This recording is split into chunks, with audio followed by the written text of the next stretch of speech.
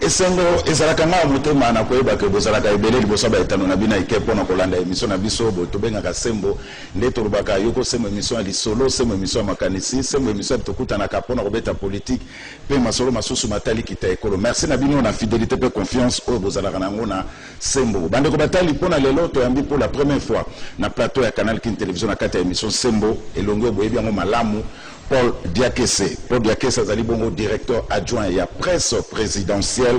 Paul Diakese mobenga menabiso na poko ya lelo na kati ya émission sembo na Paul Diakese to solola matali bongo fonctionnement ya presse présidentielle aza journaliste pasteur aussi to kozanga te to kobeta ntchocho na etutu na o etali bongo l'actualité. Mais avant to kota na kati ya mozuna émission na biso to pesa na mbote na mobenga na biso Paul Diakese mbote ndeko Atoni mingi ndenge obenginga na participer à l'émission na atako eza pona nga eza un peu passi eza risque monene kwa kosala émission na yo. Ah eza risque te to bengo pasteur journaliste ndenge moko lingi ndenge na ningia. Voilà na ndeko Paul Diakese ye wana mobenga na biso na kati ya émission ya lelo. Alors ndeko Paul Diakese avant to kota na masolo na biso l'actualité sportive lobby RDC 0 Gabon 0 otalaki match na banzi na ndaku est-ce que pesa ko passe na motema Tony reportage ne sala inga pas reportage à basala gona na bota makombo na ye na lansi photo to comme ça makambo ndenge za kamalamu tango usa journaliste ozo reporter match faut quand même wana posa to ba balle comme wapi na sali boy to longo na makambo ya kala to lingi changement salimo au match wana c'est vraiment un peu déçu parce que terrain na biso tout ça là bas Gabon tout ça RDC on a histoire beaucoup monde na football mais on comprendre parce que ça au début tout peut ça une seconde chance na entraîneur ou la sika remplacer Ibenge tout à l'heure ça après parce que c'est pas encore perdu nous en au moins autant de matchs Tikali Pro étaient tous à la qualifier. Et je pense que nous serons qualifiés. Voilà. Ah, bon, alors, tout le monde a dit directeur adjoint à la presse présidentielle, Moussa Lezo Lekandeni. Moussa Lezo Lekandeni, très bien. Nangolo Nzambe, je le connais très bien. Même si nous sommes là. Même matin, maman Nanda, Soko-Zolamba, Soko-Zolamba, Foufou, Soko-Zika, tout ça, mais Foufou, Rolamba, maman, et Batoubakolia. Une certaine opinion pense que c'est trop na niveau de la presse présidentielle. Vous avez direction de la presse présidentielle, direction de la communication, porte-parole au gouvernement. Est-ce que Bitumba Ezalite écoutez on a Moussala? Bitumba Ezalite, moi que Bino Mogo imaginer Bitumba Ezalite. Ceux qui ont la porte-parole dans la communication de la presse, c'est que vision ya Mokonjamboka, eza monene pour Namboka na biso. La grandeur par rapport à la précédent avant de communication dans le monde à l'élo ni les simbimbo que ça comme et simbakambo za communication na monité na mokili na mboka wa munene président azanga communication kati na cabinet na ye bon opembe nango presse présidentielle ezali oyo ezali ko couvrir l'activité et qu'on diffuser là, qu'on publie la monité place les a de trop et ça vraiment par rapport à lourde responsabilité au Azanango et la vision Azanango pour Namboka. Donc il faut communication là, la presse présidentielle, la porte-parole. Mais vous disputez trop le voyage à niveau de la presse présidentielle. Bon, moi, je voyagé pour dire que c'est celui pour dire que c'était jusqu'à Koussema. Jusqu'à Koussema, c'était Abraham Louakwa Banga. Vous disputez trop le voyage à niveau de la presse présidentielle. Je dispute comment? Non, même à Cambouane, il m'a déjà dit. Non, il n'y a que 3 personnes. Ceux qui ont jusqu'à Abraham. Voyage et ça normalement. Bino Koutoumé, Bolobaka, la liste Moulaï, c'est vous, bien bon, tout que les bâtiments sont balamoko de Kei, et ça moutou na moutou, et ça tourne à tout. Voyage au Akei, voyage au Akei, voyage au Akei, et puis ne vous en faites pas. Est-ce que votre émission pour 4 voyages? Parce que vous voyez un problème.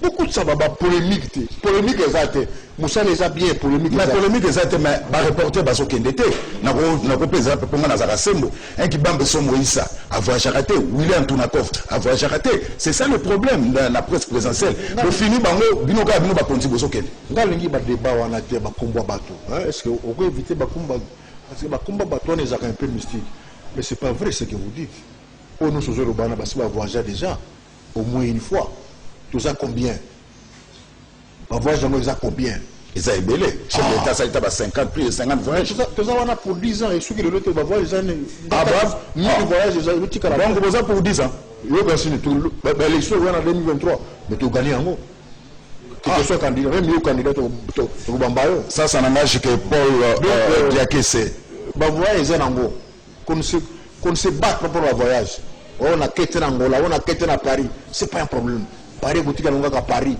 Vous comprenez? Pour aller à Paris, il faut l'exposer à Ghana. Mais attends. Oui.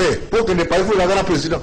Mais que les États-Unis, les téléspectateurs, ils ont besoin de voir il y a bateau baby musala wana. Mais comment que dans la vérité poser émission vérité. J'ai suivi le reportage mon à RTNC na mon voix Abraham Luakabanga. Ils ont collé penzate na voix reportage à président et les places to faire babi biloko faut que la mo ki bambe sombo Patrick Michel Mukui William Tunakov basala kayango. Pourquoi Luakabanga yazo tia voix na reportage à président na voyage. C'est ça le problème pour bien que c'est. On est à la polémique, on a tinaté. Tout le monde a débat à quel niveau. C'est ça qu'on me s'en rendait. Vous me s'en envoyez XY. Nous, on a un style là. Ce qu'on a dit, reporter à Bachaka va voir. Tout le monde a la même voix. Nous, on a un style là. Comment on a voix une gagne pour me s'en aller, est-ce que c'était une voix? Pour me s'en va voir, on a pendant 18 ans. Vous comprenez? 18 ans, vous me s'en va voir, vous cantiez à voir, non? Le lobby de presse, vous avez un pouvoir. Bon message, on va voir. Bon message. Mais moi, c'est un bon message. Et puis, attends. Quand vous avez le baron, quand bateau, bah, Moussala, non. Bah, Moussala. Monsieur Touron, tu vois, journaliste. Journaliste formé comme Bango, c'était voilà. Mais ça n'a pas Nanga, mais ça n'a pas Giscard, mais ça n'a pas Abraham. Pour te remettre la Wana. Vous comprenez? Donc, les gens ont pour me faire pendant 18 ans, moins de voix si non. Et ça n'a noté que pour avoir tout ça là, Moussa faut salement. Pour le voyage, beaucoup de makambo en été. Moutona moutako voyager na tango na ye. Et puis, au nom sozo le bawana, si on va voyager au moins une fois. Mais non, population va se critiquer bino presse présidentielle parce que population de communication na bino ezapena makasi. On peut exemple, chef de l'État aux États-Unis a coûté na Bill Gates, mais la population va y éviter que chef de l'État a coûté na Bill Gates. Ngala na ndeko na radio na kata voiture. Bazo tout na journaliste moi radio moko wa na République démocratique du Congo. Est-ce que ça est solo que chef de l'État coûté na Bill Gates? Journaliste a répondre bango alobi que chef de l'État ça na presse présidentielle. Il y a moi on vous accuse que vous ne faites pas bien votre travail à communication à niveau de la presse présidentielle pour dire que c'est. Au Monique, il mange à monter. Mais la population a évité que le chef d'État coûte à Bill Gates. Et puis ne confondez pas, il ne faut pas confondre la communication et le reportage. Il ne faut pas confondre ma cam. Vous comprenez? Il mange au monde à Bill Gates. Il y a au monde à monter. Il ne faut pas que la population, la population le bac. Il y a une population. Non, on va pas se dire la population benga. Il y a une population. Image union sur président et les caca. Image sur président ou à quel apôtre et les caca. Pourquoi je prends yo comme un tel que négatif vous savez bien non vous tirez ma campagne pourquoi ça m'a campagne vous n'avez pas presque botika tout ça la musala bozala botala biso tout le monde ne peut pas être là de Konanga avant nous bato bazala ki wana après nous ba musuba koya boni mata musala bamba ya ba collègue na ba confrère na bino tous les journalistes en beaucoup na biso bazala na présidentialité on peut pas nommer tout le monde appréciez quand même le travail des autres. Chacun a sa touche. Nous avons la nôtre. Bon message à Bissot. Nana Géraka, ma réseau social chef de l'État, parce qu'il y a trop de publications. Au moins, on a des publications, on a des chef de l'État. Nana Géraka, réseau social. Chef de l'État, on a un réseau social. Bissot, on a un site officiel. Et si, quand de l'exagaba, image, chef de l'État. Mais les loups, Les lots, ils passent pour la koyeba. Qui peut diffuser dans les réseaux sociaux? Il y a même les gens qui ont diffusé la présidence. Avec les gens le kuta. Et autant que mon angon demi. Vous savez, au second peuple à l'obité, peuple à yonde, peuple. Vous comprenez? Les lobos, oui, les lobos pouvoir pour dire que vous avez catégoriquement refusé à accréditer CCTV na canal qui na niveau il y a presse présidentielle. Mais vous avez peut-être vous avez na chaîne wana na tango ya combat. Les lots ils ont laissé ba pese na mbote. Les lots n'a été.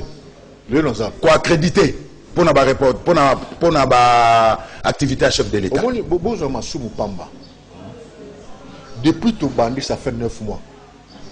Aucun média n'a été accrédité chez nous. Aucun. Aujourd'hui que voilà, média intel, yaka, fanda, wasaka na bisono. Tout ça, chaque activité a chef. Quand le président a une activité, to bengi sakaba journaliste. Ah, tel yaka, tel média yaka, tel média yaka. Il y a tellement de médias, tout ça alternance. Un jour, tout bengi sakaba ils ont fait le travail. Mais dire que tout soit bien de façon permanente. Ma coquette a noté pour ça la bongo. Mais chaque activité, tu bien ça, ma presse, ma yaka, peut qu'on va dans la biso longo. Oui, canal qui est yakate, Paul Diaké, c'est parce que tu as la preuve que biso canal qui est jamais na président de la République. Non, tu comprends que bango sont malamo côté. Autant que boya wana, tout le monde a boya wana. Ah, au monde tu écoutes wana président, attends moi va passer sauter et comme sous critique pam pam. Au monde. Ah, président, même pas 1000 francs. Quand la bille vous critiquer biso. Tu vas te voir tu vas en biso. Tu vas en 10. Tu le connais tous 10 bongo na bongo. Yo pe okoya un jour. Mais na ebele sokoye.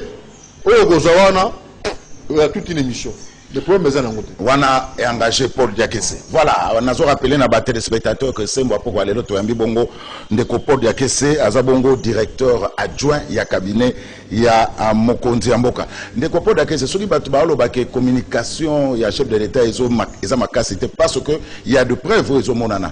Il y a l'actualité mo esalama ki awa kama 15 millions oyo donc oyo zaki nani bazaye ko funda mingi directeur ya cabinet ya chef de l'état. Mais tout le monde un silence radio na niveau il y a communication ben à presse présidentielle du chef de l'état et ça dû à quoi l'émission na boy ko répondre na mutu na parce que nga naza directeur à presse présidentielle na service personnel du chef de l'état ce que zaki yende tout na kina makambona ah nga loba na boy ko répondre à question na d'autant plus que ça débat moko na pona nga eza clos parce que dossier on na beaucoup justice botika justice asala musala na ye to boy na mboka mosoko mona président a imposé le cambona juge non président boy le tika ba ko passer la justice basala un jour boki ba vérité le cambona botia de banque mais botika justice asala musala na ye boy influencer justice te boy ala te que le quoi exact silence bo sait que non justice ko sala musala na ye pour de que ces chefs d'état ont voyagé trop même na mona ki photo moko boye maman moko akamwe chef d'état ke bo maman moko gagné et à quel isusu chef de l'état a voyagé tout. Bah voyage on a nous tout ils ont même la biso nini na Congo. A aucun d'accord les sous. A aucun d'accord. Ils ont confirmé. A aucun d'accord les sous. Ils ont même la biso nini. Oui bi avant le baou ils ont même la biso oui bi. Yo éviter niveau ni mboka na biso komaki. Réputation totalement salie.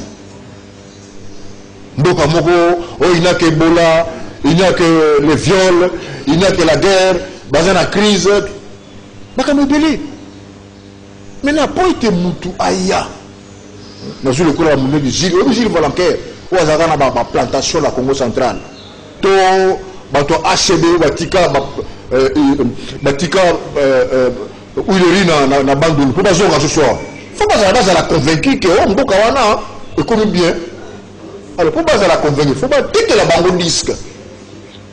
Président a kokenda kapo na ko vendre image en boka.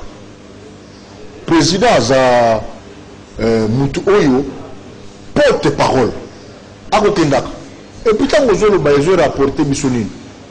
Ah, obi bambule le kiawa yo nanga. Nous avons critiqué. Mais boni président oyo. Na oya akite. Na oni mais akite pourquoi kenda kate. Na tel sommet mais atindika ministre yo au putain le Cambouane. Mais maintenant comme le chef part, bino aujourd'hui na koto ni be ni koto hein botika sefa ke na rapport tek la biso mboka mbongo koya mbongo de GCI na besoin na zongela de ba wana te mbongo zoya poto tonga ba barrage inga troisième phase nous avons besoin mbongo ba financement koya et chef azo kende pour défendre makambo wana et il faut être content parce que déjà assez ramené plus de milliards de dollars américains mais aussi 300 millions pour ça dans Nzela na Bukavu et tout ça ils ont makambo kitoko tout récemment en France a mis à accompagner Bisso la cadre d'enseignement pour la soutenir gratuité parce que pour nous ils ont makambo belle gratuité mais là comment on fout enseignant pour être à se retrouver bien à Sala Moussala Malam c'est un grand défi et bon on a France à Rotinda et qu'on se rappelle qu'on fout à enseignant ba livre quand on a un bâtiment pour école enseignement Sala Malam c'est quoi ça on éviter on a un match lobby dans un stade on a un stade c'est quoi ça à Berlin ce qu'il faut ba yambaye à Solana chancelier allemand Angela Merkel on est président Congo qui est allemand on éviter l'Allemagne c'est la première puissance européenne vous comprenez et les France économiquement dans ma case alors quand un président va là-bas va retourner aux Arabes. Voilà, nous avons rappelé à nos téléspectateurs que c'est Paul Diakese. Paul Diakese, bon pasteur, journaliste, vous voyez bien Malamou, directeur adjoint, il y a presse présidentielle. Alors, Paul Diakese, est-ce que Fachi a un impérium à pouvoir? Pourquoi vous avez Fachi? Président de la République, a un impérium à pouvoir? Félix Antoine Tshilombo Tshisekedi, a un impérium à pouvoir? Pourquoi vous avez na kocha msusu azana impérium ce que je rêve azana impérium à pouvoir ce que je rêve téléphone na tunio mutuna wana ce que je là ce que la mission parce que le seul chef de l'état Yamboka Oeza le garant de la nation commandant suprême armée s'appelle Félix Antoine Tshisekedi Tshilombo. Alors pour nani ni ordonnance o assigné qui pour na Jekamina SSNC ils ont côté en application. Soit un impérium à pouvoir. Et côté en application. Assigné comme quand et côté à quand. Et côté en application. Parce que le ministre a porté faire à Fandeliam. Nazana yo awa. Nazana yo awa. Et côté en application. Aux gens comme monsieur na yo mon côté en application. Et côté en application. Voilà. Et côté en application. Voilà, alors Paul, bien que c'est là pour aller na tout là il retourne mais journaliste c'est tout côté na bango ba bi Paul que so bossa na bango ba journaliste so bunda na bango bitumba il y a 37 ans bitumba ni bitumba il y a changement quoi mais ba musu bazana biso même musu ba koya na bango toza wana tout ça après 10 ans ngolo nzambe donc mutuna mutako se retrouver un jour d'une manière ou d'une autre. Jamais tu vas bosser dans le monde. C'est là où nous sommes le que Bossa a 10 ans de pouvoir. Parce que les Américains à Baba au Béni. Parce que seulement 9 mois, ils ont mis sur le monde. C'est que tu as là 9 mois. C'est que ça la projection dans 5 ans. C'est là, et l'engrais c'est tout. Et l'engrais c'est tout. Non, la coupe battre, c'est sur la macale. Et l'engrais c'est tout. En toi, j'ai aussi la Gitsuka. Basso de mouton. Qui peut nous battre à Kensuka? Kuluna ils ont c'est là. La Kisangani. Pour Mukana, ça fait combien d'années? Ils ont dit. Qui peut nous battre là-bas? Donc, ce que tu as Makambo et Salami, dans 9 mois. Ce que tu as dans 5 ans. Tchalibaya. Kuluna ils ont dit, ça comme alors sopé, ils ont quitté. Là, il faut épingler aussi. Moula Soke Beti na Kinshasa. Après la pluie, c'est le mauvais temps. Na Kinshasa, pour Kinshasa, ça a Kozinga. Est-ce que ça bien c'est la continuité de l'État. Oui, mais Mboka Izaki na maladie cérébrale. Vous savez ce que la maladie cérébrale. Il faut qu'on a bonbonne. Pour seulement à la Mouka retrouver à Tarabino. Pas déjà le moment à Tarabino. Il y a beaucoup de mécanismes. Maintenant, pour avoir en bonne santé, là, Moussala. Mais 9 mois, c'est quoi ça là? Maintenant, les choses volent normalement. Et d'ici 5 ans, ça sera pire.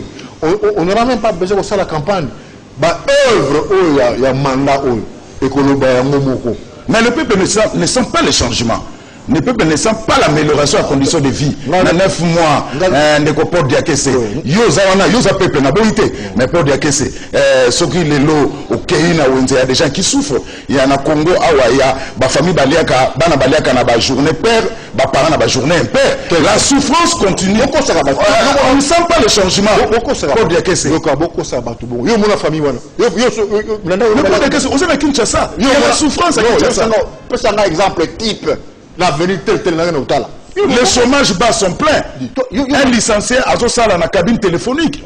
Ça continue pour des questions. On va prendre des bisous de côté. Mais c'est bien la bisou. Nous voulons améliorer les Cambouana. Quand on a la bisou, tout le monde na bisou. Yoka, yo vanda. Tu n'as pas besoin d'être dans la télévision. Ah, au moins, aux Obanga. Mais ce qu'on va rater, c'est la question. Ce qu'on voit là, na farage, na baluka, le kota sayo, roulo boité. Si on va là, itaga kota boka ex bokasa, roulo boité. Pour na bokasa. Au moins pendant 20 ans. Mais oui, les rêves d'Indarati, les non. Oh, c'est là. Malé. Est-ce que vraiment même Paris va s'en un jour moko. Même Nzambe kutu Nzambe, le tout puissant. Asala mokili pendant 6 jours. Pourquoi ça on bala mokote? Allons-y lentement. Ou les magambeko sila. Allons-y lentement. Magambeko sila, magambeko bonga. Mais et puis ouais. Et puis, qu'on ça impression à Batouté qui était président à cause de ça makambo non, il faut que ça soit sincère. Vous comprenez? Ça soit sincère. Et puis qu'on peut ça impression que voilà et le coup ça non, allons-y lentement. Au moins bah grands ensembles ceux qui marchaient bah petits ensemble qui marchaient bien. Le fait que déjà ça y est, bien. Tout le monde va solution à problème. À partir de ça, c'est bon. À partir de Boka, c'est bon. Bientôt, les nids, c'est bon. Pour les miracles, notamment. Je suis en route macaramusée. Au moins, il image avec les banaux, la sauce des moutons. Bien, comme une apôtre. Mais pensez que c'est. Non. Il faut convaincre les téléspectateurs. Peuple, c'est la Félix Antoine Tshisekedi, président de la République, n'a pas parce que il faut que Félix frappe, mais Félix ne frappe pas. Quand il y a un la télévision, la TV5 a 15 millions, et ça rétro-commission. Félix est en fini dans le passé. Mais pour dire que c'est, tu connais Batena Boma Chebea, tu connais Batena Boma Daniel Bouteti. On se dit que Félix Tshisekedi a dessus. Non, alors il y était, et ça, Moussa n'a été confiné. Il y est. Si ce qui en France, Macron a la justice, pas le cas fouiné. Ce n'est pas lui qui va fouiner, c'est la justice. Et fort les amis, nous tous en la justice, c'est malade. Et la justice, elle va faire son travail. Mais ce n'est pas au chef de l'État de fouiner. Vous comprenez? Il va fouiner. Mais il n'est pas contre que justice est salement. Ceux qui ont un dossier contre X, Y, mais qui font la justice. N'attend pas que le chef de l'État a fondé la yo, la justice. A ça la jamais parce qu'à Lingui, séparation des pouvoirs. À Lingui, le juge va ça la mossa la bango na sembo, le rôle émotionnel sembo, ezali ko salem. Aucun de wonanga. Aujourd'hui ba action, qu'est-ce que tu appelles action munene? Akangitel. C'est ça en fait action munene. Ya ngone ko lesa bato ngaba. So bakangi XY, ya ngone ko pesa baba na l'école. Il faut que quel est l'essentiel? Qu'est-ce qui est important? Après 30 ans, 50 ans, c'est ça la vraie justice. En France, dans les États-Unis, il y a 50 ans. Le type l'arrête aujourd'hui, après 50 ans. C'est ça la vraie justice. Il y a un monde, président Félix Tshilombo Alili et c'est le Manamboko. Voilà, alors, pasteur Paul Diakese, directeur adjoint à presse présidentielle, Yene Moben Aminabiso, Nakati à émission à l'élo. Pasteur Paul Diakese, est-ce qu'avec Félix Antoine Tshilombo Tshisekedi na tête à pays, on peut rêver un jour d'un Congo grand? Le Congo c'est déjà grand. Redécollage avec Le le simple, parti du Congo. là, je donne un exemple, le simple fait, Azala invité d'honneur à Paris. Tellement que Bolingi, président a échoué, Magambole Simbate. Alors, besoin de Magambole négativement. Frère, va inviter, vous allez inviter d'honneur d'un grand forum où il y a 35 chefs d'État. Yolo Bamutaliboso. Vous avez un peu? Le fait que Poutine a vendu à Poutine, combien de chefs d'État Poutine mais lui était là. Vous comprenez? Ça c'est grand. Discours na Salaki na Nations Unies. Si tu avais bien suivi le discours, mais c'est la grandeur. C'est son rêve de la grandeur du pays. Il faut que le Congo rayonne. Il faut que le Congo vende. Il faut que le Congo attire Yangonde Visionaire. Et c'est la marque de la président Oyombo Kanabiso, tellement que on a besoin de tel président. On peut espérer un redécollage à RDC avec Félix na tête à pays. Mais où tu as la question? Pays à Kosinande, beaucoup de temps, 18 ans, 18 ans à Rennes, il y a un régime passé, Lélo Félix 9 mois. On peut espérer redécollage. Où tu as la question? Ma disciple Jean-Baptiste, Bagetuna, Atini Bangobutuna, Jésus, est-ce qu'il y a un Messie, il y a un Takoya? Est-ce que vraiment il y a un Sabiso? Abina Bango, c'est les paralytiques marchent, les aveugles voient, hein? Les morts ressuscitent. Bon, c'est bon. Namutuna Tuninga. Mokengeli, une école sans banc ni tableau à l'époque, en plein Lemba. Va voir aujourd'hui. Quel est le tal? Tout le monde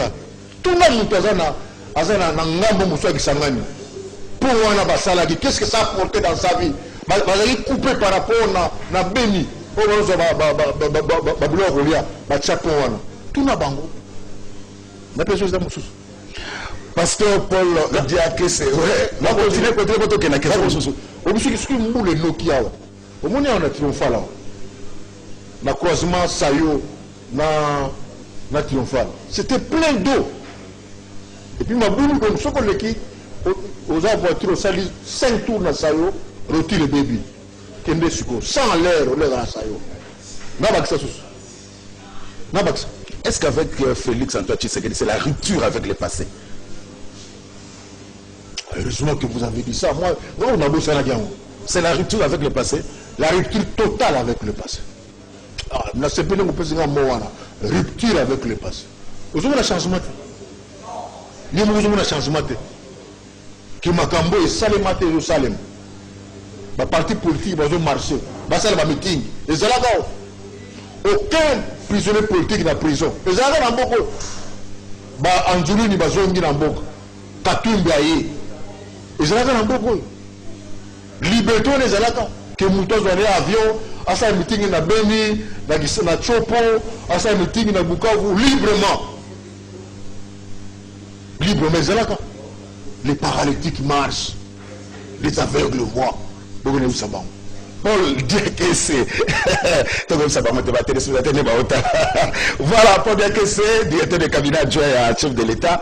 Alors, toqué une actualité, parce que c'est un journaliste, toqué une actualité, les torsions brûlent entre IDPS et PPRD.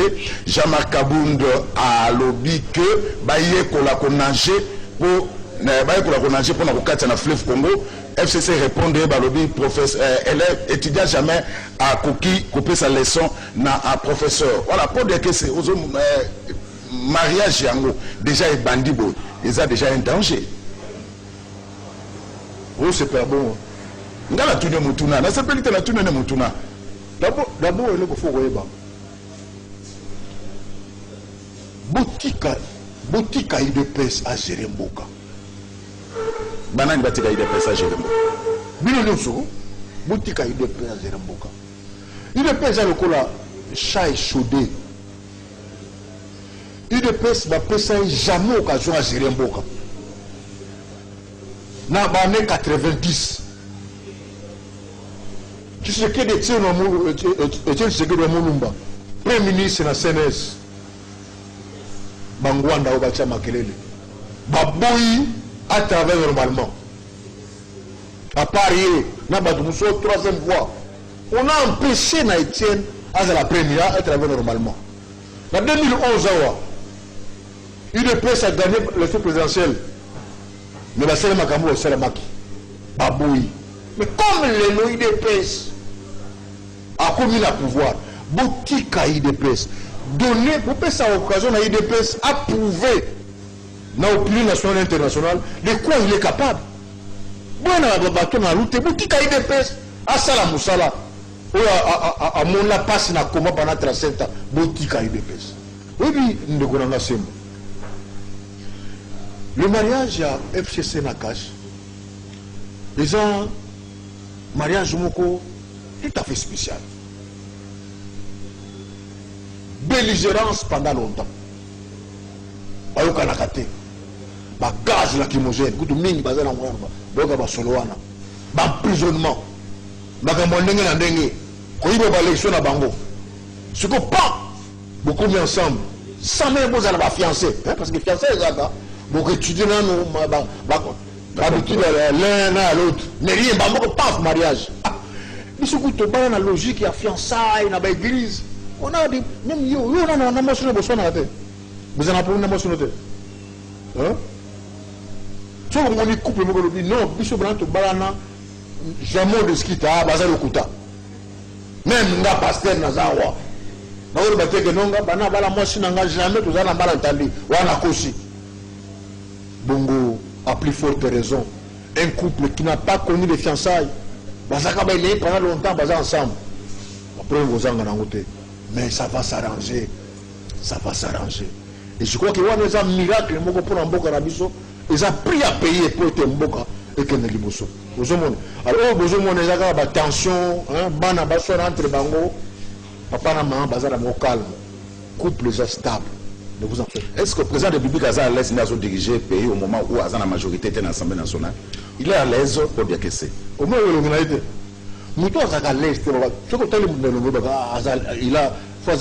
Il a mal au ventre. Quand tu regardes comment il a un problème, je vois qu'il y a de soi. Mais il est vraiment à l'aise, très jovial. Il est très à l'aise. Parce qu'il a cru qu'un jour il va gérer ce pays. Et il est là. Koto Janine Mabunda, Koto Alexita Momamba, ce n'est pas un danger pour le président de la République? Nous sommes dans la démocratie, il n'y a pas d'opposition. Nous sommes de toutes les façons, nous avons un bic. Janine Koto, nous avons un Koto. Tamomamba. Mais nous avons un bic. Nous avons un bic. Nous avons un stylo. Un symbole. Mais vous avez un stylo, mais jusque-là, l'ordonnance, il y a Kamina SNCC et ce qu'on a en exécution. C'est ça le problème, pasteur, pour dire que c'est. Un Hirondelle ne fait pas le printemps, comme disent les Français. Ça sera appliqué. Mais ce qu'il y a déjà, photo, il y a le président de la République, il y a le président Honoré Kabila, au Tumba. Et pour dire que c'est. Mais base, il y a Senga, qui est mariage en Ekoufa. Bon, qu'est-ce qui est plus grave entre Kutumba, photo, que la Moukilibanga? Incident où la Kinshasa, ils ont eu des pestés. Ils ont eu la même ligne. Spontanément, ils ont eu Batumbi. Mais eux, ils ont mis la colosie. Eux, ils ont mis la colosie. Ils ont eu des vengeances. Et pourtant, la même ligne, ce n'est pas l'UDPS. C'est là où ça fait un peu mal. En tant qu'UDPS, que Bino, Boutoumba photo à président. Alors que on a même ligne. Ce n'est pas l'UDPS qui a brûlé la photo, qui a brûlé l'image à président. Et encore, comment dans un pays démocratique, il y a un président, et puis qu'on voit une banderole, tel forever, ça signifie quoi? C'est pas normal, quoi. Mais on ne peut pas encourager Batumba Kuna. Il faut éviter que l'étincelle à Bongo et Salema. Mais la réaction des uns et des autres, on va la comprendre en gros. Pourquoi vous limitez Jean-Marc Abouna réagir? Pourquoi vous limitez Augustin Kabou à réagir? C'est normal, il ne faut pas réagir. Mais, parce que ça fait mal. Mais il y a un malaise profond parce que le VPM intérieur, Gilbert Kakonde, a comment qui a dit que le gouverneur va retirer, va arrêter, va permettre, va nommer beaucoup maître, le gouverneur va rétorquer, et ça y était, tout ça, il y a VPM, il faut passer la conférence des gouverneurs. C'est vraiment un malaise pour dire que c'est. Comprendre que sens à lutte et à non-violence. Non-violence, et même maintenant, na gestion en boca. Il n'est pas pour ça qu'on bouscule. Le premier n'est pas bousculer les choses. Allons-y lentement. Le gouverneur Wana, Bazaraki, Wana Kinshasa, Tango Bandaki, président Abina Bango, vous dépendez de moi. Ne vous en faites pas. Na mandat où est qui? Combien de gouverneurs Bazaraki chassent la poste na Bango? Et belé. Mais qu'est-ce qui est impressionnant que le gouverneur a têtu, a ma l'encontre, il fallait que ça. Je crois qu'il vous a mal monté. Mais tout ça ne signifie pas que le mariage n'est pas bon. Ne signifie pas que le pouvoir n'est pas entre les mains du président Félix. Le pouvoir est bel et bien entre les mains du président Félix Antoine Tshisekedi Tshilombo. Il y a un bateau Badoutaka. Le seul président dans ce pays s'appelle Félix Antoine Tshisekedi Tshilombo.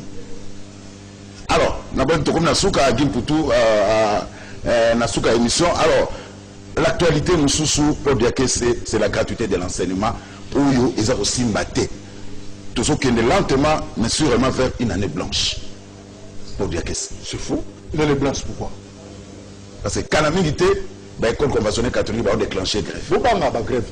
D'abord, grève, ce n'est pas un mouvement politique. Grève, c'est un mouvement social. Et puis, grève, ce n'est pas. En France, même le lobby marche la grève, les infirmiers, les médecins, contre la loi Macron Abimisi pour la soins de santé, la gestion des hôpitaux. Hier même. Alors, ceux qui écoutent c'est la grève. Et c'est un problème, la solution va se trouver. Il y a une négociation entre les gestionnaires et le gouvernement parce que on a besoin de là. Fonctionnement, fait de fonctionnement, ils ont posé problème. Il y a d'autres écoles, il n'y a pas de décret, donc le mot est hygiénique. Ça pose problème. On va dire que Félix a matérialisé le Congo un peu trop vite, il fallait qu'il palier par palier. La Constitution, il faut palier par palier. La Constitution. La Constitution, il faut que voilà. L'enseignement sera gratuit, palier par palier. Sera gratuit, point, il bat. Mais le président on est en réforme. Oui, ton message à mi na makambo ou meli. Ma réforme ça la capace. Mais je nazana kumbanga te ko banayo, année et vous la blancheté.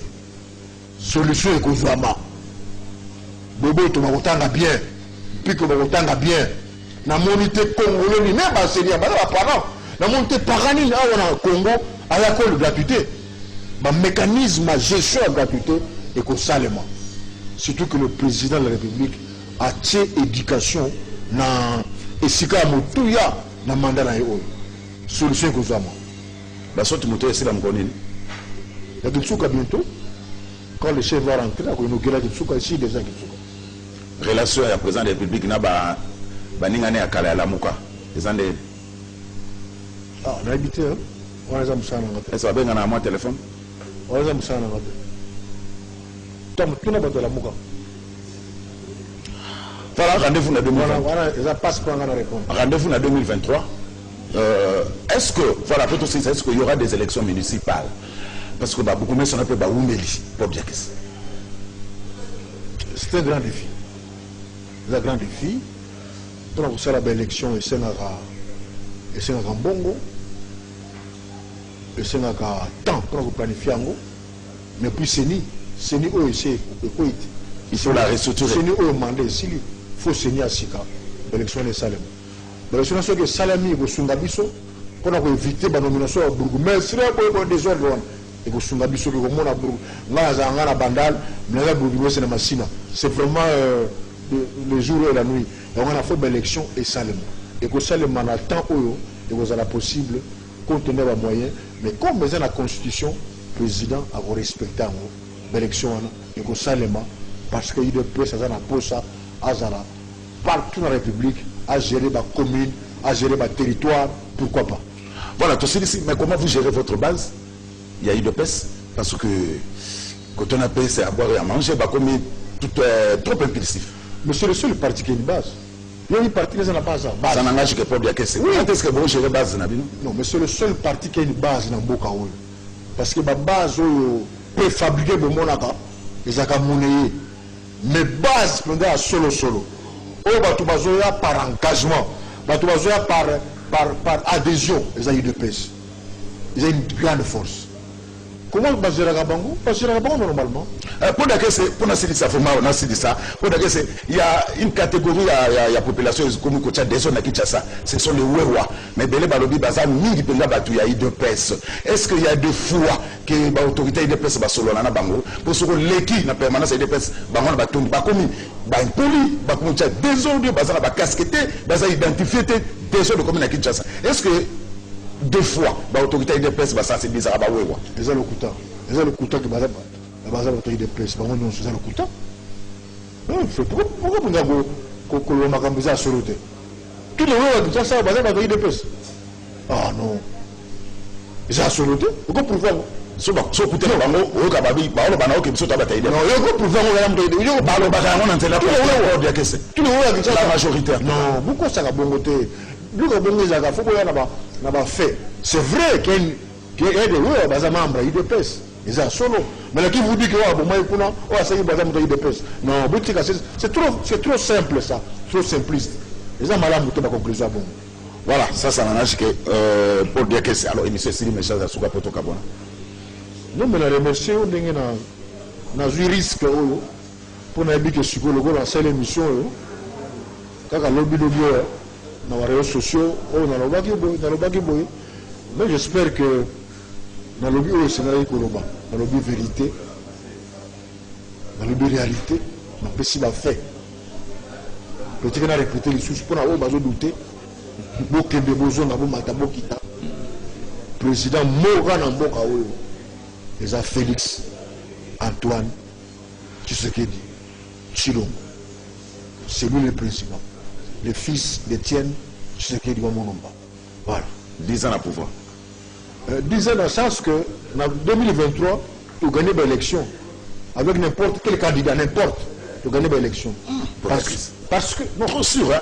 Non, pas trop sûr. On a besoin de 9 mois. On a commencé à 9 mois. Pour jeter ce qu'on a 5 ans. C'est ça le bilan. Les paralytiques marchent, les aveugles voient. Pour dire que c'est merci.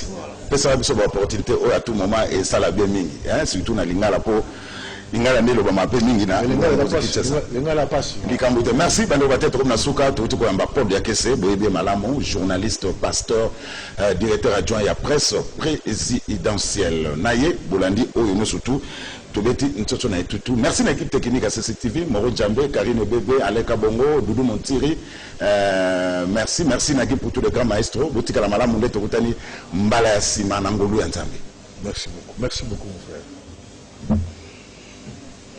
C'est fini.